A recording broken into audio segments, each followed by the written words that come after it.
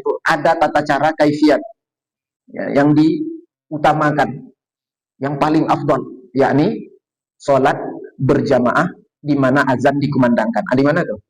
Di masjid. Nah, itu. Ini belum sholat nih lagi Bapak Ibu, masih di luar sholat ini, belum sholat lagi. Ya. Sholat tepat pada waktunya, di mana azan dikumandangkan, yakni di masjid, dan secara berjamaah. Itu bentuk kesunahan Mas. Wajib tuh Pak Ustaz? Tidak wajib. Dalam mazhab Syafi'i itu tidak wajib. Dan mayoritas ulama tidak wajib. Sholat berjamaah itu tidak wajib Bapak Ibu. Dalam mazhab kita Syafi'i yang pertama sunat muakkad hukumnya. Sunat yang dikuatkan. Kalau bisa ya jangan sendirilah. Pergilah berjamaah. Itu. Pendapat yang kedua dalam mazhab Imam Syafi'i ini fardu kifayah. Sholat berjamaah itu hukumnya fardu kifayah. Kalau ada di masjid itu 2 orang, 3 orang, 4 orang, itu sudah tidak apa-apa, yang lain boleh di rumah. Tapi saya cenderung kepada pendapat yang pertama tadi, sunat muakkad. Itu pendapat mayoritas mengatakan sunat muakkad. Karena Rasulullah SAW katakan siapa yang mendengar suara azan, tapi dia tidak datang memenuhi panggilan suara azan itu, lalu dia sholat di rumahnya, ya, maka sholatnya itu tidak diterima oleh Allah Subhanahu Wa Taala. Maka dalam mazhab Hanafi itu sholatnya tidak sah.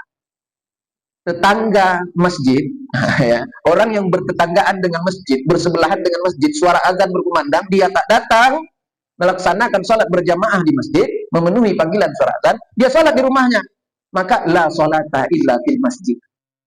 Tidak sah sholatnya itu, kecuali dia lakukan di masjid, karena tetangga masjid, apa Bu? Perempuan, itu lain cerita nanti itu. Kalau perempuan lain cerita, ya. Bapak Ibu yang dimuliakan oleh Allah Subhanahu Wa Taala, maka dikatakan seseorang yang ketika mendengarkan suara azan berkumandang, kemudian dia sholat di rumahnya, maka Nabi katakan tidak diterima sholatnya itu kecuali di masjid. Ini khusus hadis ini orang yang bertetanggaan dekat dengan masjid tinggalnya, ya, maka mesti di masjid dia.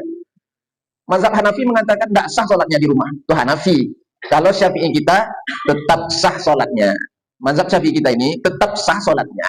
Dia dengar suara azan, tapi tetap nggak sholat di rumah. Padahal rumahnya sebelah masjid, sah sholatnya. Mazhab Syafi'i sah. Tapi tidak sempurna. Tak sempurna. Sholatnya sah, tapi tidak sempurna. Ya, kurang afdol. Itu bahasanya. Perempuan gimana Pak Ustaz? Nah, itu Ibu tadi tanya. Perempuan gimana? Perempuan itu dikecualikan di dalam hal ini. Ya, 4 mazhab pun sepakat bahkan. Termasuk Hanafi. Ya.